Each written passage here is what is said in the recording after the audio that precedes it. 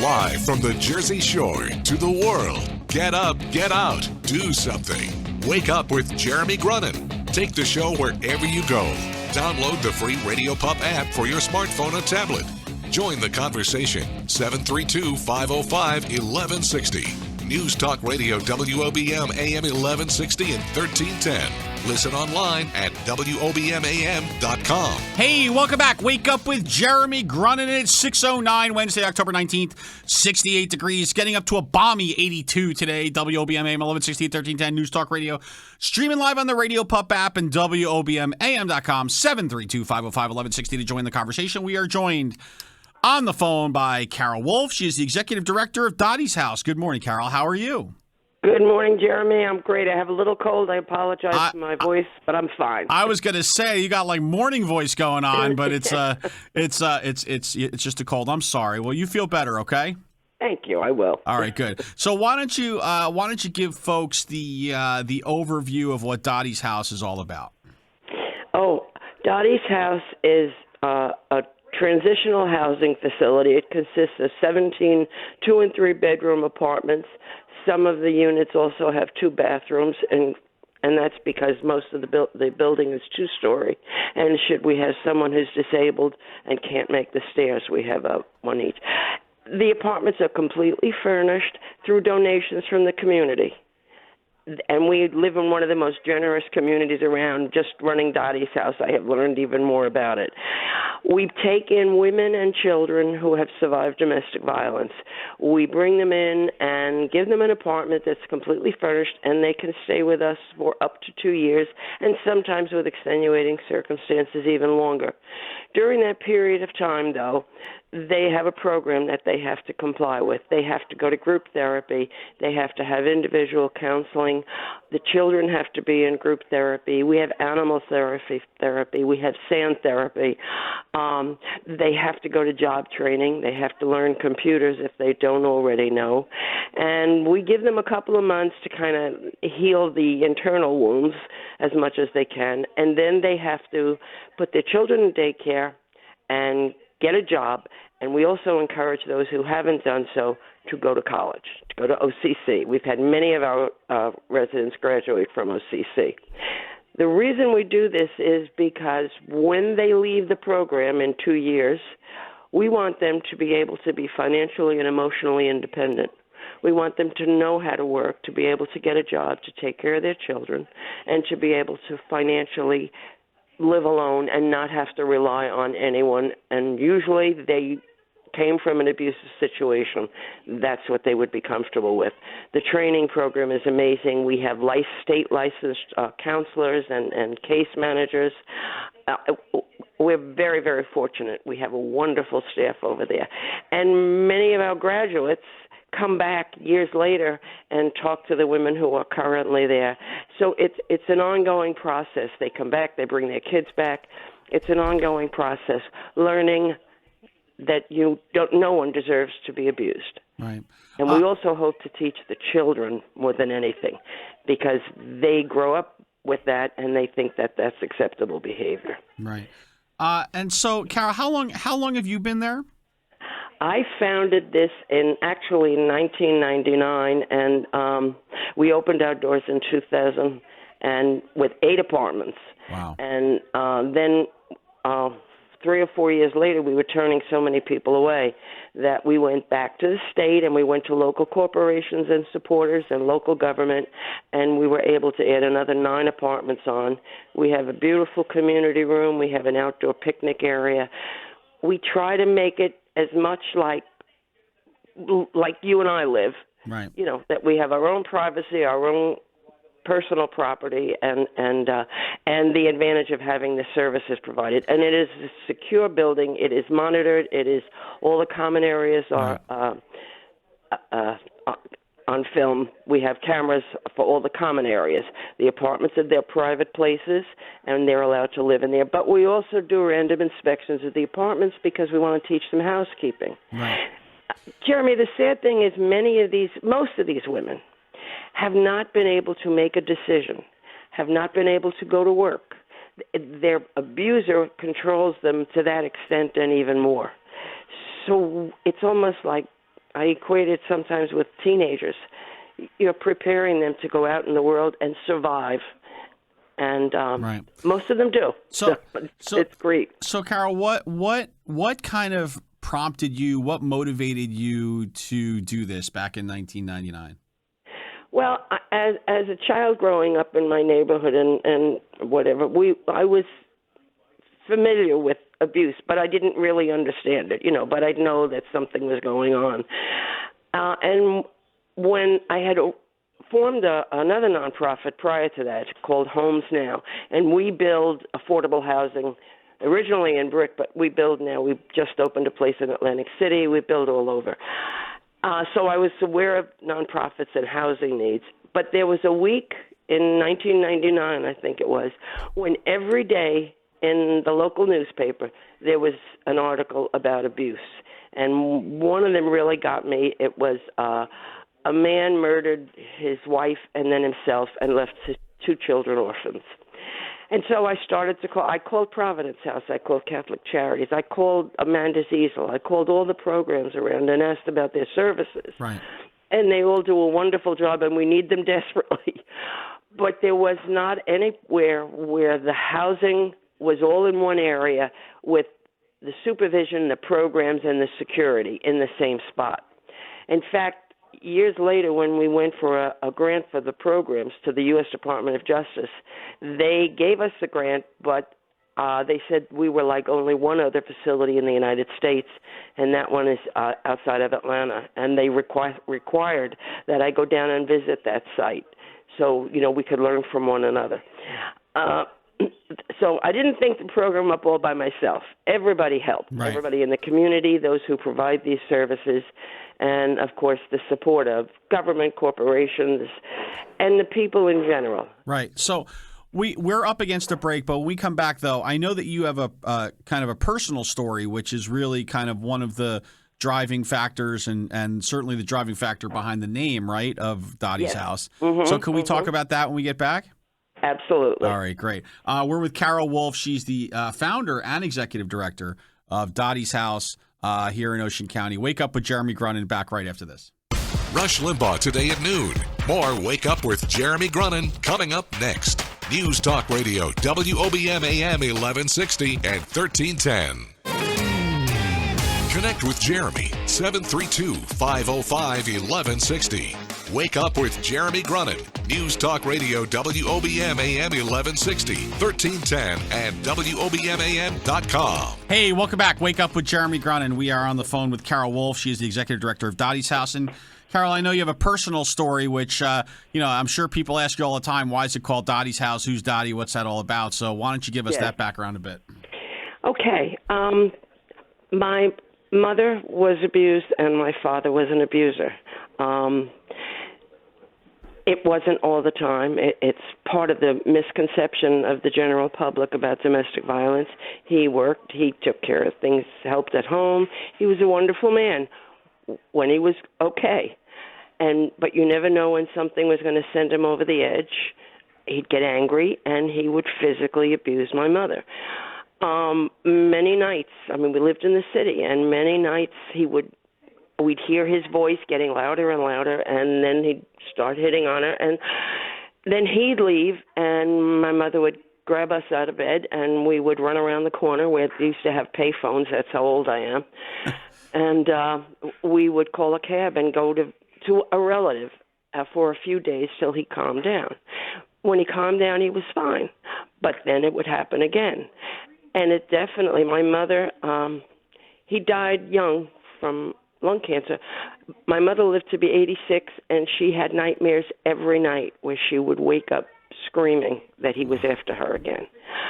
I think I'm a little wacky growing up in that kind of an atmosphere. Sure. And my sister, the children are the innocent victims because you can't do anything. Right. You can't make a decision or a choice or change anything. And I think that was probably the biggest motivator, to help generations to come so that they don't grow up with their own fears and terrors. Sure. I guess, this is one of those things it's not spoken about very much. It's not, it's not it's kind of a I want to say, a dirty little secret of what It is, happens exactly. in so many areas. But, I guess if I'm the average listener and if I'm me right now, I'm saying, wait, does Ocean County have a problem? I mean, are we different? Are we how do we rate on the scale of this being an epidemic? Well, we definitely have a problem, but every place has a problem. Right. Jeremy, that's the problem. That is the real problem. It is a dirty little secret. The women are ashamed and are beaten into believing that it's their fault that they're abused. I have friends, dear friends, and when I started this, they said, "Why are you doing that?" And I said, "We have to change. We have to stop this." And they said, "Well, why don't they just leave?" They don't really think about it. If you have 2, 3, 4 children, where do you go? You're not allowed to work. You don't know how to run a household. Most of them. Where do you go? Right. Your parents usually get tired of telling you he's no good for you, and you still don't leave because you're afraid to leave. You have no finances. You have no control of that. And one of the things we teach the residents when they come in, we had a woman just graduated recently. She had 4 teenage children who I cannot emphasize what respectful children she had. They were amazing. They'd come in from school, and we would say to them, "Oh, come on in. We're having some cupcakes and what have you." "No, we can't. Mom's working, and so we have to clean." And they would go, and they couldn't do enough for her, not only their mom, but everyone that was there. They were good students. They did everything right. Mom did not even know how to drive when she came in. She had never worked or been allowed to work. She came out of state. By the way, Jeremy, we have had people from all over the country referred to us by courts and social service organizations. So when you have someone like that, to teach them that, to raise self-esteem, to teach them that they're capable and that they have the power to control their own lives. It's a long process. It takes a lot longer than 2 years, but usually once they've gotten through 2 years, they're better, and they'll come back and they'll call and they'll think more about the decisions they make. But it's not easy for a woman to leave an abuser. Sure. And the other statistics, and this is the state police statistics, more women are murdered when they leave the abuser. And that includes seniors, by the way. Right. The statistics from the state police. Right. They're murdered when they leave because the abuser is that controlling. The abuser has their own problems, but his problem affects everyone else. Sure. Carol, Carol, I'm sorry, I don't mean to cut you off, but we're coming up against the break. When we come back, you know what? This has been it's a difficult topic. It's a harrowing discussion on a lot of levels. But when we come back, can you give me 1 or 2 success stories so that we can talk about that there is kind of light at the end of the tunnel if you want to. Yes. Happy endings, absolutely. Yes, and then we're going to give you your magic wand so that you can create happy endings for everyone. Okay. Oh, thank you. All right, cool. Carol Wolfe, Executive Director, Dottie's House. Wake Up with Jeremy Grunin. We'll be back after this.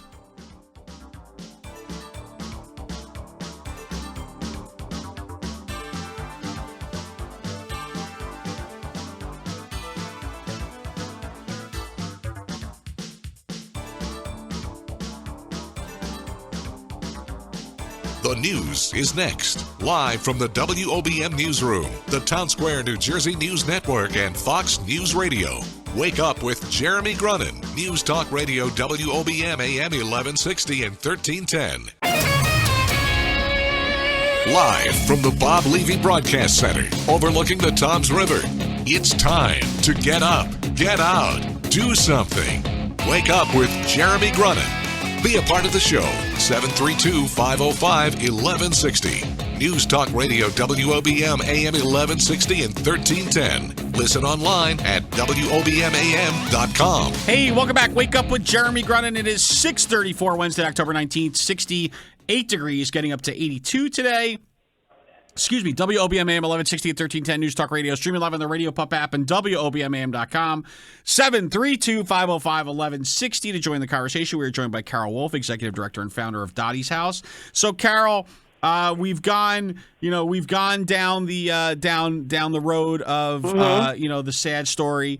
Yes. Bring it home now with some of the uplifting success stories that you've seen over the years. I love to, because that's what keeps us going. Katie graduated the program 12 years ago. She was with us for 2 years. She came in with a little girl, and Katie just wanted to hide in her room, didn't want to come out, had no job training, and had been abused by her brother as a child, and physically as well as verbally and sexually, and then by her husband. Katie graduated. And before she graduated, she went to school while she was with us for medical billing clerk. When she graduated, she got a job with a large obstetrical group, GYN group, and she's still there 12 years ago. She is doing fantastic. She held a job for 12 years. She supports herself. She bought a house, and her daughter is an honor student and earned scholarship to college. That's a wonderful story, because if you knew Katie then and now, it's a different person, because we rid her of all the demons that he brought. Heather came in recently. She was alone. She had no children. She was battling addiction, and she was afraid of her abuser. And her abuser encouraged her to use. And she got clean and sober while she was with us. She held a full-time job.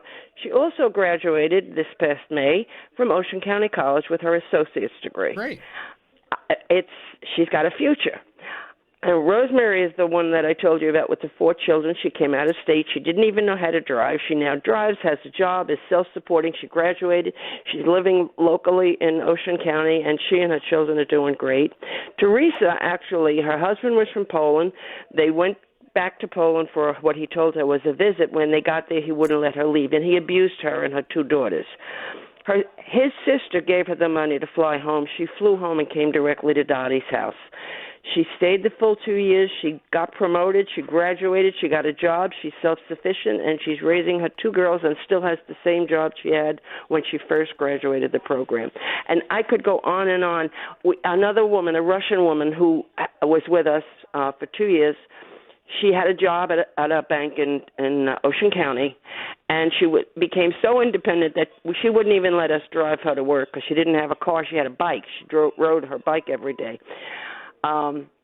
She graduated. She still has the job, and she still comes back for programs, and she brings her son for the parenting and the children's programs. Right.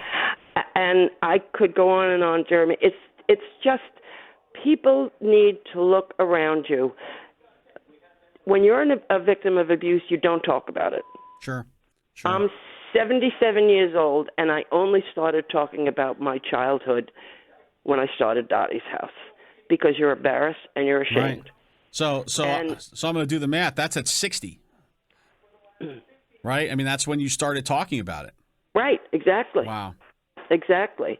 And I'm not alone. So if you think you know someone, if you have a friend, you could have a sister, a daughter who is a victim. Right. But the victims hide it. Sure. And so what I ask everyone to do when I speak outside of Dottie's house is look around you, observe. If it's somebody you care about, there could be more going on than meets the eye. And if you see something, if you hear abusive language, if you see intimidation and whatever, talk to the victim, talk to the abuser, and if that doesn't work, talk to the authorities. Women are murdered every day in this country. Right. Many women are murdered every day. And we had right here in Ocean County, we had the young woman who was murdered by her fiancé after she broke off with him. Right. That was only a few years ago. It's happening, but we can stop it. And I rely on the security thing that we use now. If you see something, say something. Right. You know what? And usually we do a magic wand, and I don't feel like that's the appropriate tenor here.